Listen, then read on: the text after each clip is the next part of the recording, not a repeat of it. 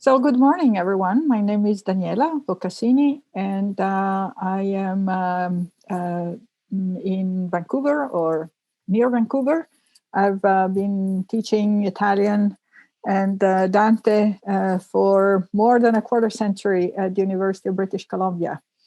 And with me today is I'm Valerio Cappozzo, associate professor at the University of Mississippi in Oxford, Mississippi, and I come from Rome, where I study Filologia e Critica Dantesca for my BA back in time now.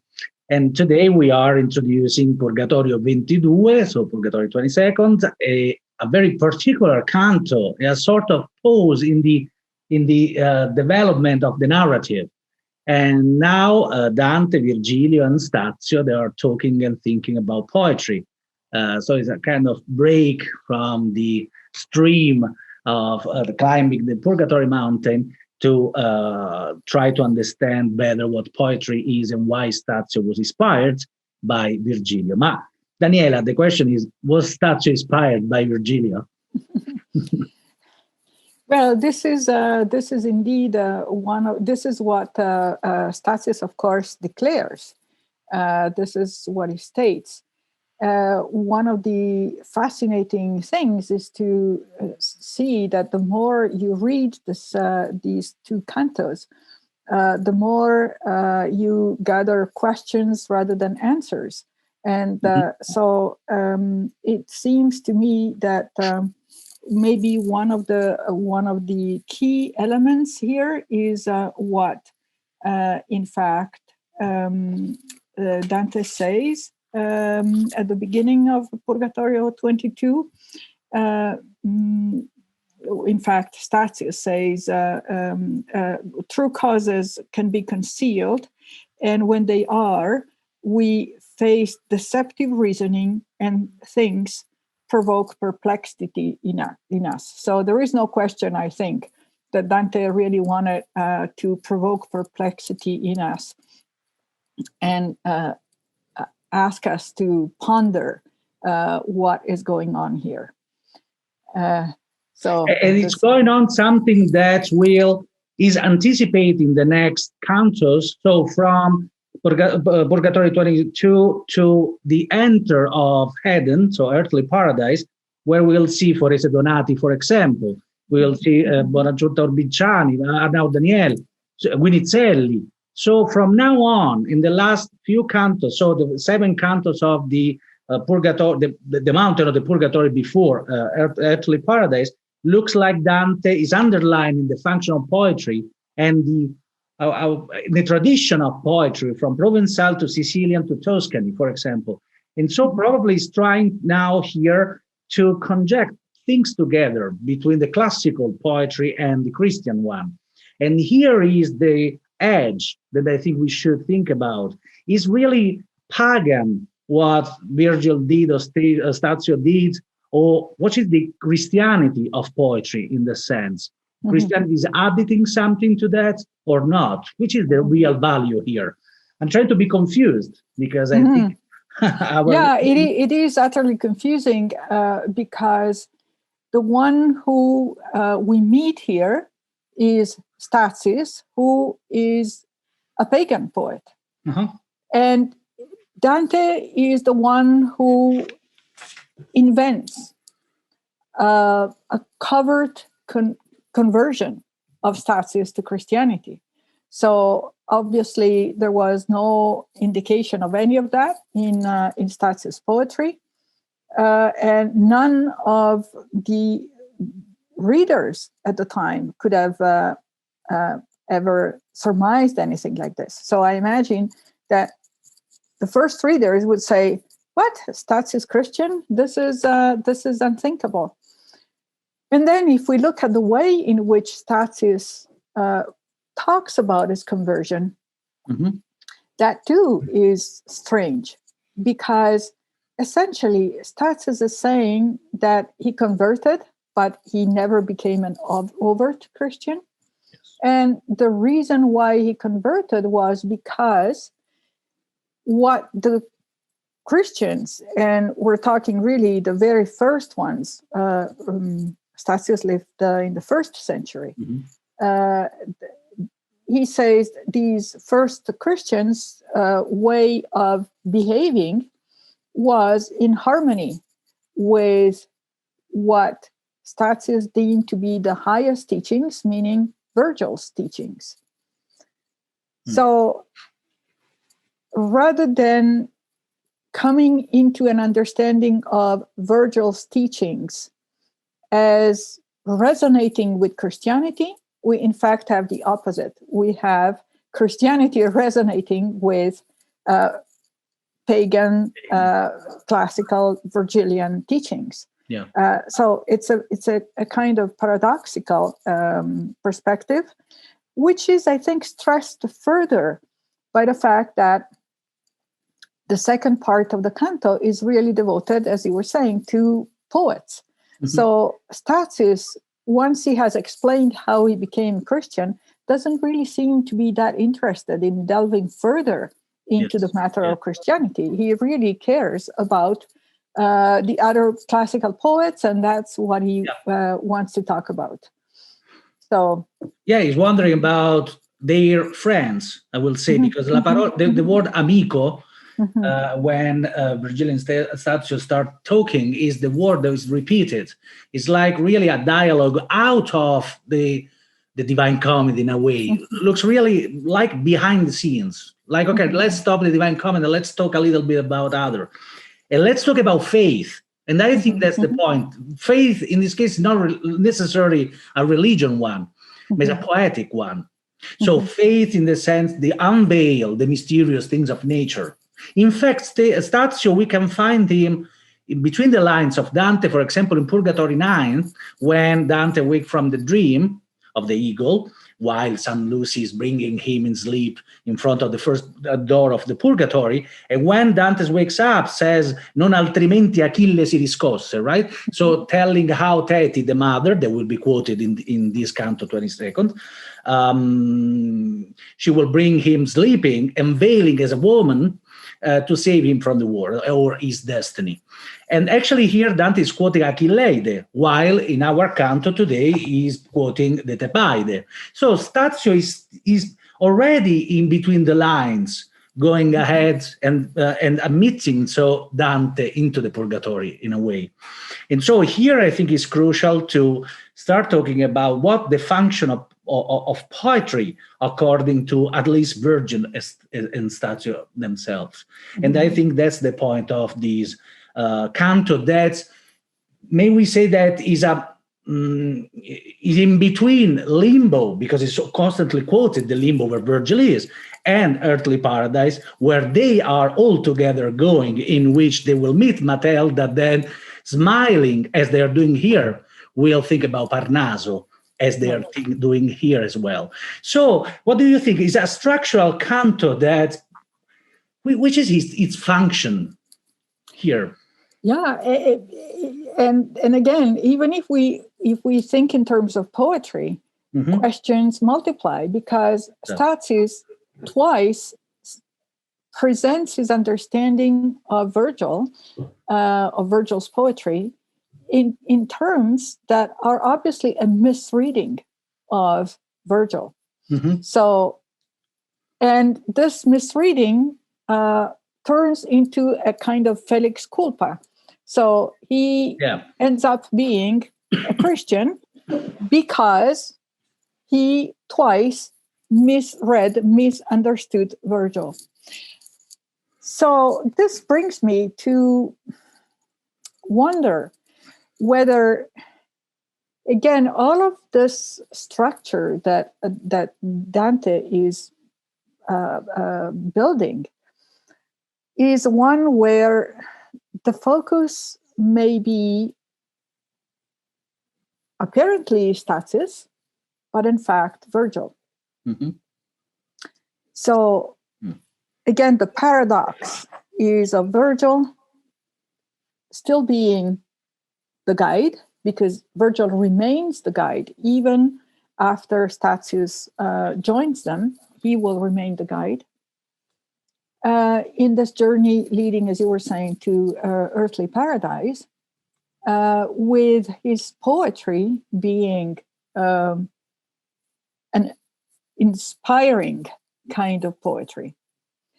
And the paradox is, of course, that based on canonical theological principles, Virgil is a lost soul, is not a saved soul. So we would have the paradox of someone who misreads getting saved, and the one who writes these verses being damned.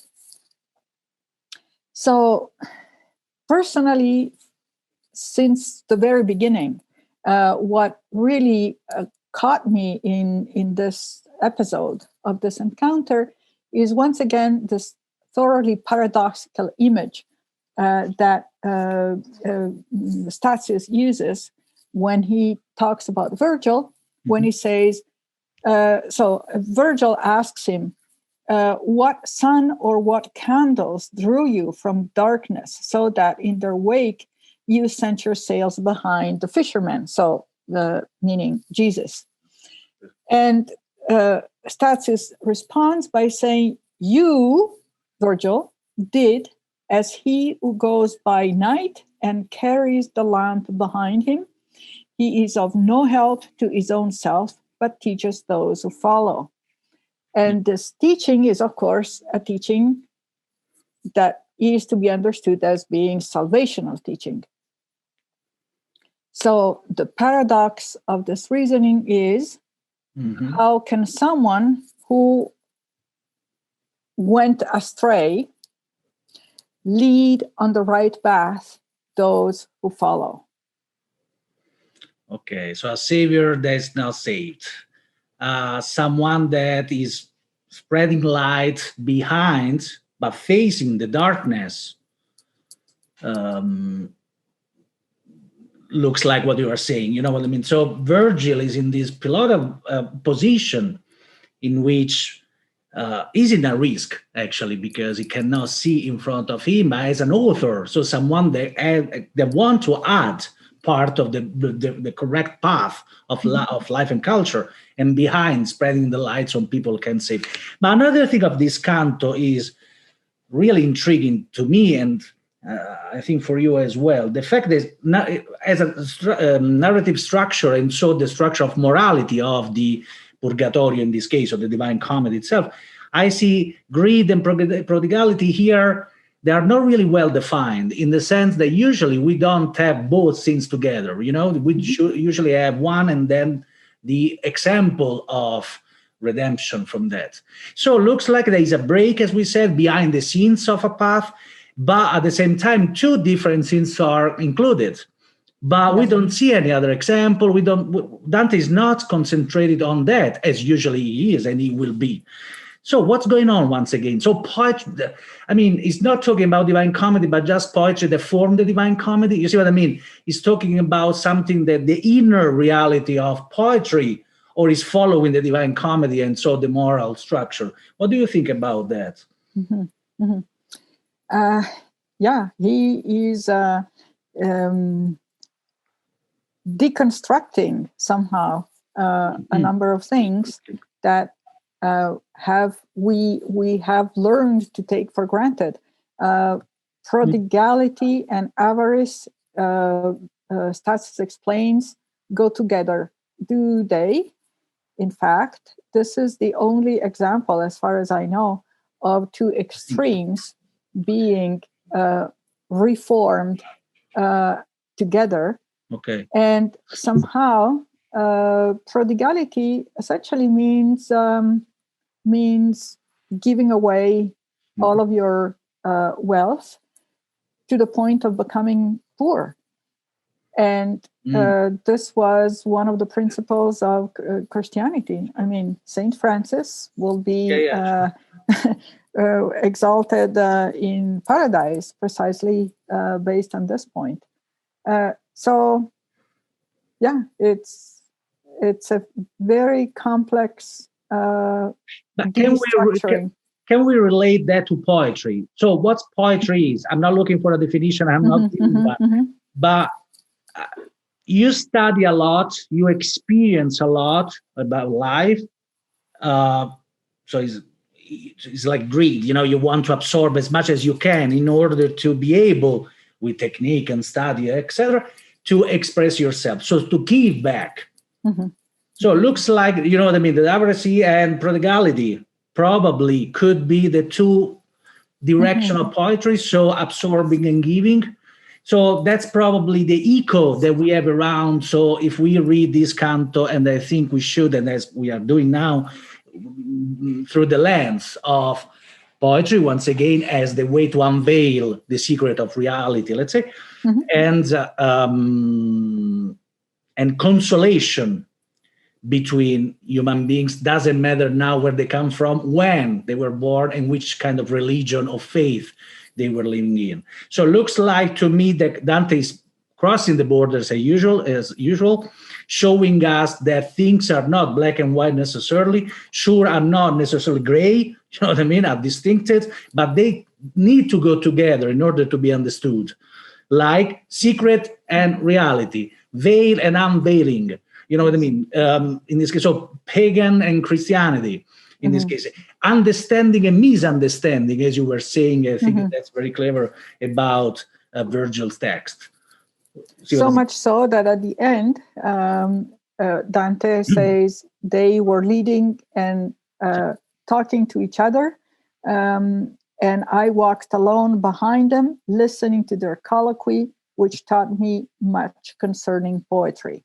Yes. So back to the limbo once again, in which it's better not to report necessarily what people are saying, etc., in a moment so special in which contemplation is probably the end of all that in this case. And now we are leading to an upside down tree. Last thing I would like to underline, this canto starts, and even the 21 starts with the thirst of knowledge. Right? And it will end up to the apple, the poem, the fruit, actually, the poem of the, in this case, upside down tree. Sorry, a tree of gluttony. So from thirst to hunger, you know what I mean? So that's the passage. And even here, two elements that are, yes, together, but distincted. And probably one is the step for the other, in a way. So the knowledge and the poem that Virgil will repeat in Purgatorio 27, just before, right after the flame of lust, and before they enter in the Purgatorio, in the earthly paradise, saying, why you're stopping now? You are looking for Beatrice since a long time. Now, follow the poem. I'm sorry, il poem, voglio dire. The apple, the fruit of your effort. And so it looks like they even here, something is transforming. The need of thirst, of knowledge, and the need of to absorb, once again, to eat, to find energy and nutrition from this kind of culture that Dante is putting in one in front of the other. So pagan and Christianity in this case. So ultimately, there is really once again this meditation on the nature of poetry. And I think ultimately really poetry as prophecy, poetry in its visionary component. And so in this sense, Dante, it seems to me, is really declaring the immortality of poetry in its prophetic and visionary dimension. And one where there is no conflict between the pagan and the Christian traditions. And so once again, let's come back to Virgil probably, because if he's spreading light behind, it's a sort of the meaning of prophecy. To shed light on future, let's say, but obviously facing the difficulties of understanding the future. So here is Virgil probably again, in which Statius is reading and is changing. If it's true or not, it don't important. It's a fiction now, it's a poetry. So about that. And so probably at the end is on Dante himself. I'm writing to share light, but I'm absorbing the light that other authors were sharing before me. Doesn't matter if pagan or not. The important thing is to reach the point of unveil mystery with the faith of knowledge, probably. Yes, yes. Which I think leads to the big mystery, which remains a mystery, but is again underpinning all this, which is that there must be a light in darkness that guides Virgil, because otherwise Virgil would lead his readers astray rather than leading them. Probably this is the best definition of poetry that we may give. So thank you. Thank you, Valerio. Thank you very much.